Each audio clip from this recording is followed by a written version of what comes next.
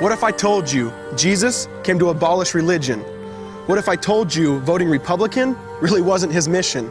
What if I told you Republican doesn't automatically mean Christian, and just because you call some people blind doesn't automatically give you vision? I mean, if religion is so great, why has it started so many wars? Why does it build huge churches but fails to feed the poor? Tell single moms God doesn't love them if they've ever had a divorce, but in the Old Testament, God actually calls religious people whores. Religion might preach grace, but another thing they practice. Tend to ridicule God's people. They did it to John the Baptist. They can't fix their problems, and so they just mask it, not realizing religion's like spraying perfume on a casket. See, the problem with religion is it never gets to the core. It's just behavior modification, like a long list of chores. Like, let's dress up the outside, make it look nice and neat. But it's funny, that's what they used to do to mummies while the corpse rots underneath. Now, I ain't judging, I'm just saying, quit putting on a fake look. Because there's a problem if people only know that you're a Christian by your Facebook. I mean, in every other aspect of life, you know that logic's unworthy. It's like saying you play for the Lakers just because you bought a jersey. See, this was me too, but no one seemed to be on to me.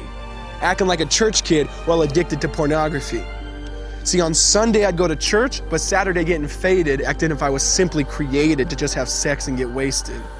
See, I spent my whole life building this facade of neatness, but now that I know Jesus, I boast in my weakness. Because if grace is water, then the church should be an ocean. It's not a museum for good people, it's a hospital for the broken. Which means I don't have to hide my failure, I don't have to hide my sin. Because it doesn't depend on me, it depends on Him. See, because when I was God's enemy, and certainly not a fan, He looked down and said, I want that man. Which is why Jesus hated religion, and for it He called them fools. Don't you see so much better than just following some rules? Now let me clarify. I love the church, I love the Bible, and yes, I believe in sin.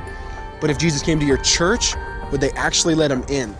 See, remember He was called a glutton and a drunkard by religious men. But the Son of God never supports self-righteousness, not now, not then. Now back to the point, one thing is vital to mention.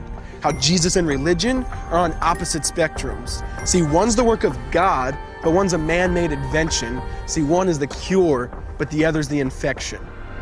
See, because religion says do, Jesus says done. Religion says slave, Jesus says son.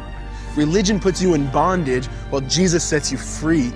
Religion makes you blind, but Jesus makes you see. And that's why religion and Jesus are two different clans. Religion is man searching for God. Christianity is God searching for man. Which is why salvation is freely mine, and forgiveness is my own. Not based on my merits, but Jesus' obedience alone. Because He took the crown of thorns and the blood dripped down His face. He took what we all deserved. I guess that's why you call it grace. And while being murdered, He yelled, Father, forgive them. They know not what they do. Because when He was dangling on that cross, He was thinking of you.